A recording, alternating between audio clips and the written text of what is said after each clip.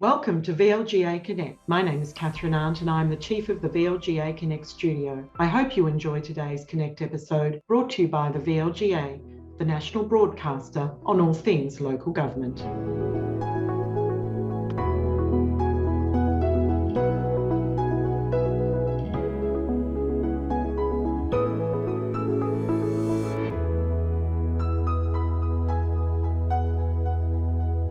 Welcome to VLGA Connect. It's a pleasure to have on the program today Professor Liam Smith, who's the Director and Co-founder of BehaviourWorks Australia and was a participant in the recent VLGA Fast Track Councillor Leadership Development Day.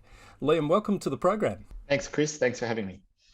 Good to have you here. We wanted to catch up because unfortunately you weren't able to attend Fast Track in person at the last minute, and you had some insights that you shared over Zoom on the day, and we wanted to capture those as well for our broader audience. Perhaps if you could start by explaining to us, what is BehaviourWorks Australia? So we're an applied research unit based at Monash University. We are a team of about 35 staff from very different disciplines who are really interested in taking the best of behavioural science and applying it to real world context. So situations and issues and challenges around environmental issues or social issues or economic issues often have behaviour as part of them, and we get involved to try to identify what are the behaviours that they want to change, why are people doing the right thing or the wrong thing, and then designing interventions to change them. So that's us, I guess, in a nutshell. We also do a raft of teaching and training activities, but our main core business is that research to design behaviour change interventions and policy changes as well. And you're part of Monash University, is that right? That's correct. So BehaviourWorks sits within an institute called the Monash Sustainable Development Institute, which is obviously focused around the achievement of sustainable development, in particular as articulated in the Sustainable Development Goals. And then the institute is situated within the broader Monash University. Now, did I read that the former Deputy Premier John Thwaites had something to do with the creation of this entity? You did, yeah. He, in fact, when he and I bumped into each other at a conference, is arguably the seed of BehaviourWorks starting. And that was back in 2009, perhaps, maybe 2010. But we'd both given presentations about human behaviour at a conference, an environmental sort of conference, and then afterwards he approached me and said, that was really interesting what you're talking about. We've been thinking about setting up a behavioural unit at the Monash Sustainability Institute, as it was called then, and invited me to come over and have a chat with him. And ultimately, we agreed to set up what became BehaviourWorks Australia. He was and still is the chair of MSDI and or MSI and now MSDI. So yeah, and he's also the chair of BehaviourWorks. So right. Long-standing relationship, and tells great stories about government and behaviour change. So is it fair to say that it is a science of its own, behaviour, understanding behaviour, how to respond to behaviour, how to get changes in behaviour? Absolutely. It is in the sense that yes, there are it's a science of its own, but it's also a science or an area that draws on lots of disciplines. Because if you think about it, a sociologist is interested in behaviour, an anthropologist is interested in behaviour, a criminologist is interested in behaviour, a psychologist is interested. So you can see there are actually lots of disciplines in the humanities, virtually every discipline in the humanities that is interested in human behaviour. And so, yeah, in some ways it is, and it probably sits more in psychology, maybe behavioural economics than others, but actually it draws on a raft of the different fields that contribute to it. So that's really important from a local government context, because you might think on the surface that this conversation is going to be about how councillors behave or interact with constituents or members of council staff, but it's so much more than that. I'm guessing what you're saying, it's a way of understanding how communities function and respond to ideas and initiatives. Yeah, I think so. So that as you describe it is, I guess, the discipline of sociology, which is about why societies act and have norms and stereotypes as they do. But equally, we're interested in why individuals make decisions and do the things they do. And indeed, why systems are the way they are and how they drive behaviour. So I think, yeah, it is the confluence of all these things, and drawing on them together, I think is a good way to, or the best way to understand behaviour. If you just look at through one lens, you often tend to be a bit too narrow. So what would be your simple advice, if I can say that, to elected representatives on how just a better understanding of the way people behave might help them in their role? So one of the first things we often try and do, and it's actually quite hard for anyone who's new to behavioural science or hasn't thought like a behavioural scientist to think like one.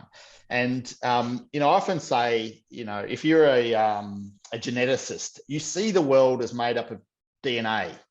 If you're a chemist, you might see it as made up of molecules or atoms, or a physicist might have a different view. A behaviourist sees the world made up of behaviour, and says, okay, if most issues have humans in them, chances are they're doing something that isn't quite optimal, either for themselves or society at large. And therefore, if we change that behavior, and particularly we can be focused on individual high impact behaviors that we think will make a big difference, we can actually be really successful. I'll give you a quick example. In the city of Townsville, one of the goals was for householders to reduce energy consumption. And in thinking about that, in that city of Townsville in northern Queensland, how many things do you think a household could do to reduce energy consumption?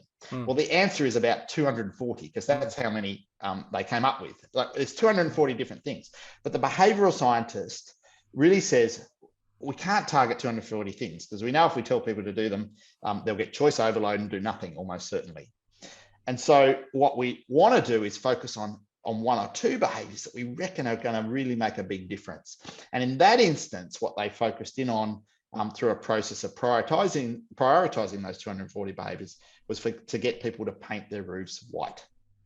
And that was the single thing that was both high in impact, so it made a big difference to sort of the energy profile of your house, but also it was quite a likely behaviour. It was one that people were more likely to do than, say, change a habit or install a big, solar panels or double glazing that's quite expensive. Yeah. So thinking like that is kind of the first step, is to say, what behaviour do I want to change? Who needs to do what differently? That's kind of the first and most important thing that a behavioural science would advocate for.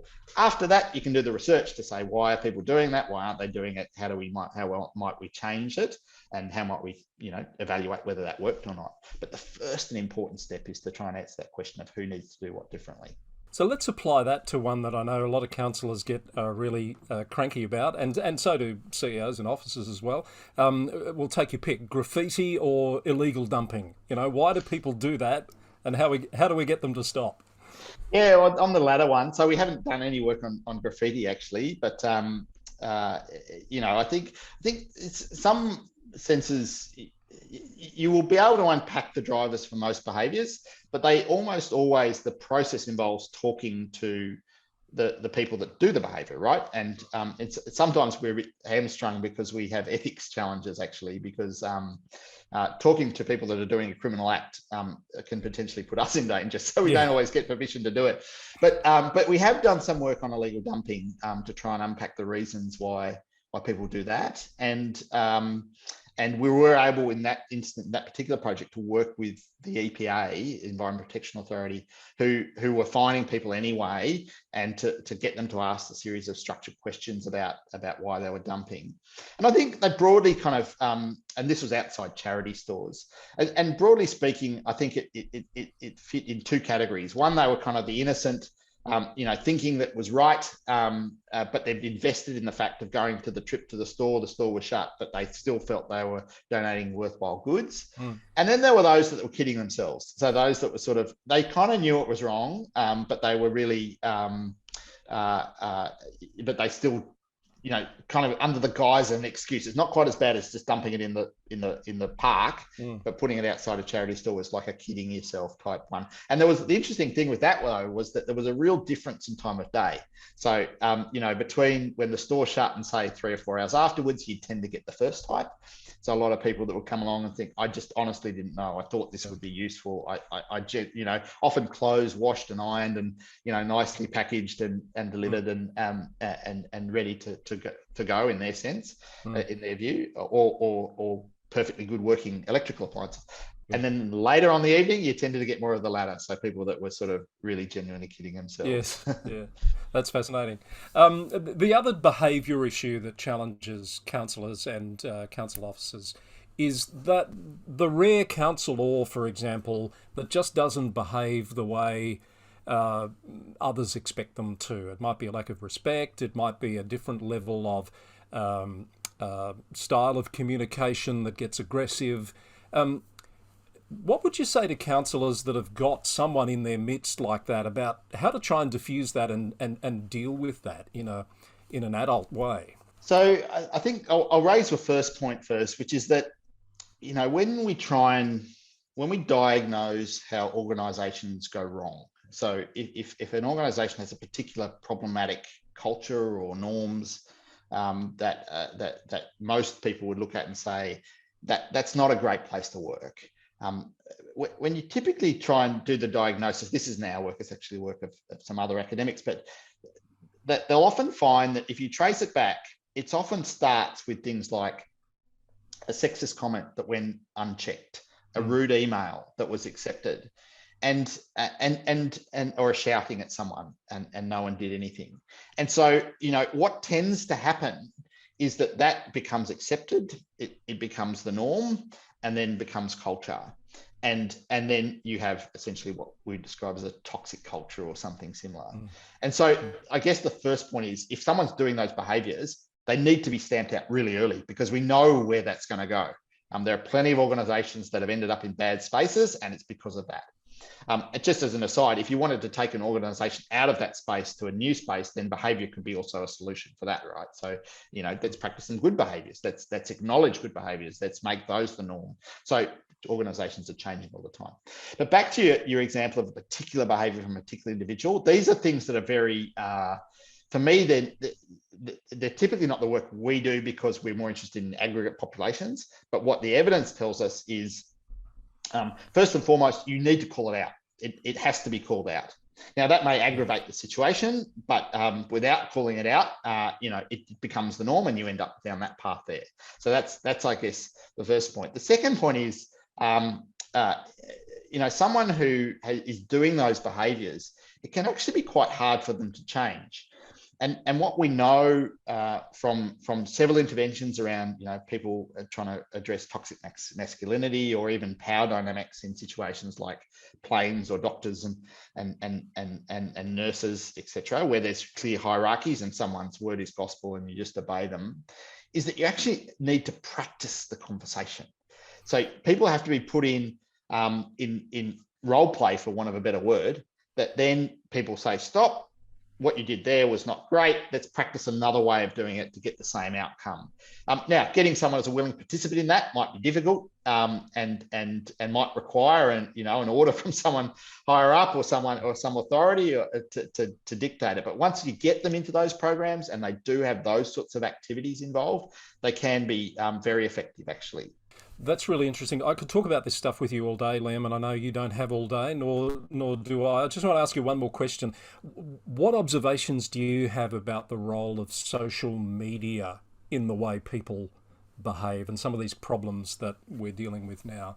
It's a great question, Chris, and it's one that I get asked relatively often, actually. And part of me says nothing much has changed, and the other part says it has. And so to the bit that hasn't, there is a quote, and I'll misattribute it, so I won't even say what it is, but there's someone in ancient Roman times, an older philosopher, lamenting the youth who are riding around on their chariots at great speed and paying no heed to those pedestrians and others of users of the cobblestone roads or whatever they are.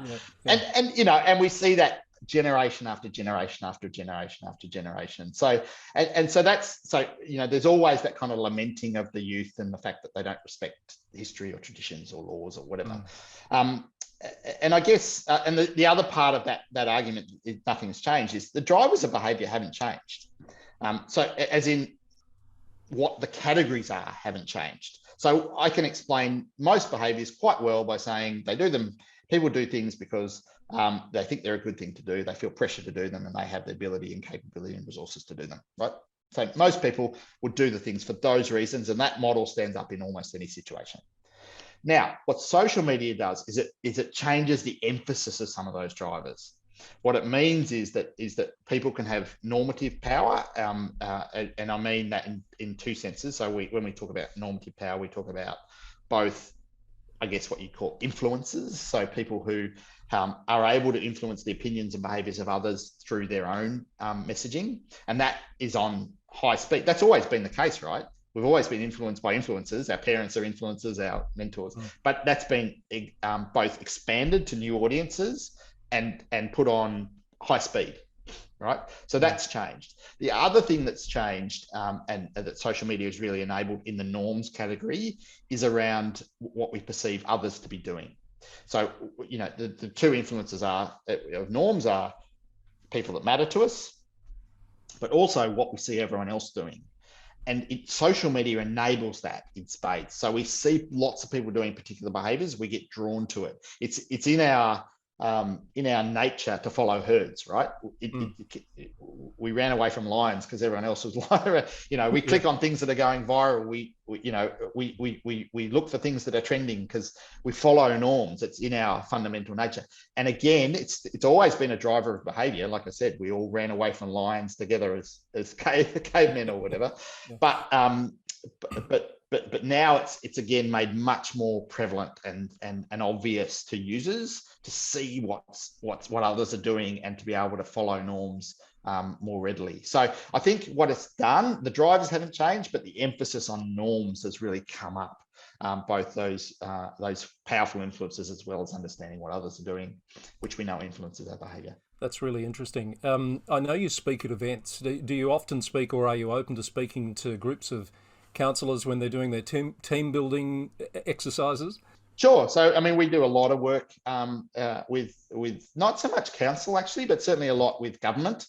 And some of that is certainly around, you know, education and training to help them sort of understand, well, how would a behavioural scientist view this? What are the behaviours that I don't want? What are the behaviours I do want? What tools might I use to unpack and understand why people are doing the things they're doing and trying to change behaviour? So there's a bit of a tool thing, but then also I guess there's other sort of consultancy type arrangements that we do all the time as well. Yeah. How do people find you, Liam, if they want to reach out? BehaviourWorksAustralia.org, or you can write to me directly, liam.smith@monash.edu. Excellent. Been an absolute pleasure to speak with you. As I say, we could talk for so much longer. Fascinating stuff, but thank you very much for your time. Thanks for having me, Chris. That's Professor Liam Smith from BehaviourWorks Australia joining us on today's episode of VLGA Connect.